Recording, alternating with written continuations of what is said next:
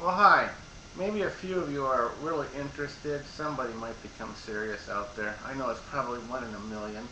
To actually produce pheasants with your correct genetics to release back in the wild and that kind of type of thing. I just wanted to say is if you decide to do any of this, you need a little bit of experience. You just should be starting to raise birds or already have a strong interest in it and have done it for a while. And the best way to, if you're new and stuff like that, go in the library, start reading these books. There's catalogs. Start sending away for a few of these books. Read as many as you can. Um, and if you're not going to actually buy the books, start making photocopies what you find in the library.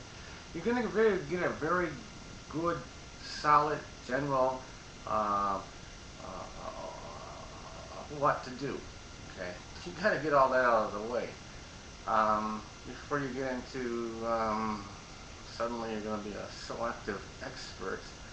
Uh, But here we go with the feed products that are produced. The game bird feeds, they are produced basically because the game bird industry is like, you know, like like a chicken industry. It's very, very large. So the protein levels on these are sustainable for them birds.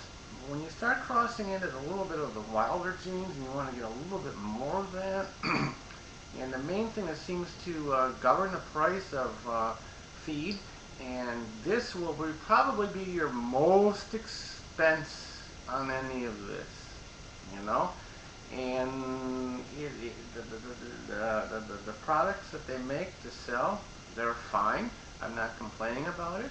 But you got to keep that price down. And they keep them down to as much as they can to make things affordable.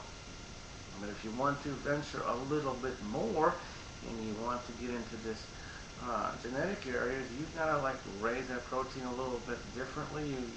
You should. You got to take a lot of extra care, and it's extremely labor intensive. If you're one person doing it, that's great. If it's a family of love, that's one thing. But you're not going to be taking no vacations. It's a project that is all consuming. And the more you can do and the more details, the better off you get as an end result. But it's a hobby. It's a frickin' ass hobby. Um, well, when I get into protein sources, in the wild, the baby chick, when she hatches out or from the hen, their major first source of protein is insects. I don't care where they nest or whatever, but you've got to have an area that is abundant in crickets, grasshoppers, and all that other kind of thing. You got to walk out into these fields where they are, basically in the summertime, and if you can take a net and sweep it across the field and stuff like that, and you got a good source of bugs and you're seeing that materials in there, and dump them out and make another sweep and everything. And you're finding them. I don't care what they are, but you've got to have that. You've got to have acres and acres and acres of this. Well, you don't have to own it all, and the neighbors, you're going to check things out. You're going to run over here. But if you're into an area where it's got more woodland, you're less likely to find as much of that. I don't know. Everybody knows your summer nights, right? And you can hear the crickets and the bugs and all this stuff making their noises and their sings and whatever they do. But they're out there right in the sun and in these fields that are, that's where it is. And that's where the little hen goes and takes her chicks so she can feed on them and build up her supplies. Insect protein is the key. In your poultry feeds for your pheasants and game birds is based on blood meal from the cattle. It's based also on fish meal, and it's not based on insects at all. I can't imagine what it would cost if they did that, but that's another subject I want to get into too, because you gotta have that, and it is an extremely valuable source.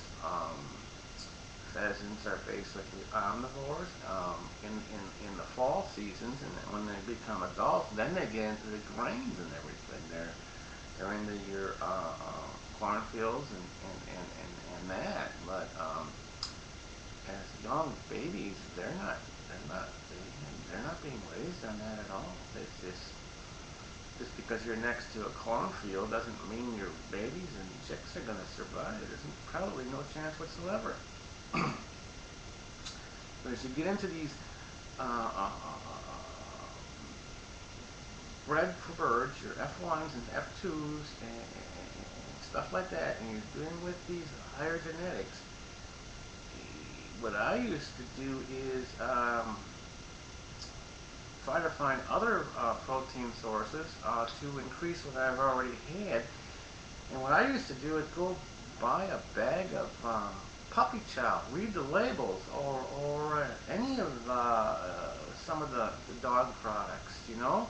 I go, wait, hey, this is up to 26%, 38%, and I look at the labels and I see different sources of where they've got them. Hey, I start dump them into a machine, grind them up, and start mixing into my feed too. This all edge. I'm telling you, this is not a commercially good idea because it's constantly increasing your expense, but it's giving you that edge that you need when you're raising these birds that have a little bit of a requirement because of their genetics. Will give you a slightly better edge. Like I said, the feed industry runs everything on a minimum, and I'm not criticizing that. Otherwise, if they didn't, you wouldn't be able to buy a chicken for like under $100. I mean, they have to keep things down right there. Just before I get off, I'm going to change the subject here about your eggs and stuff that you buy in the store. Oh, you love your eggs, right? Well, basically, your egg and the nutrition that they tell you that has in there, pretty much a lot of it.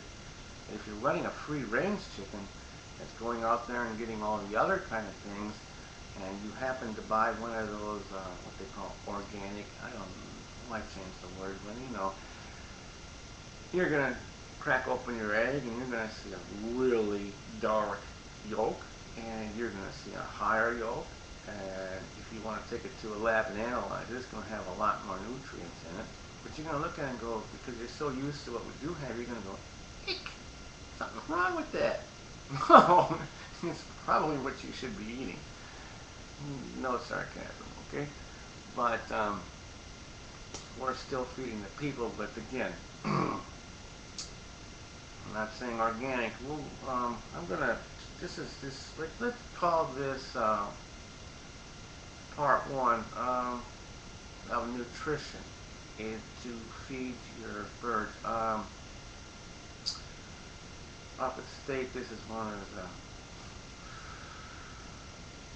You've got to know, okay, in your proteins too, you've got a complete protein and got an incomplete protein, depending on what is being absorbed. If there's certain amino acids that make up your protein, then you have an incomplete protein, and the protein that maybe at a 26% level isn't functioning at a 26% level because there's some amino acids that are not completely in balance or not at the level they should be. Okay, we'll leave it here and we'll go to the next one.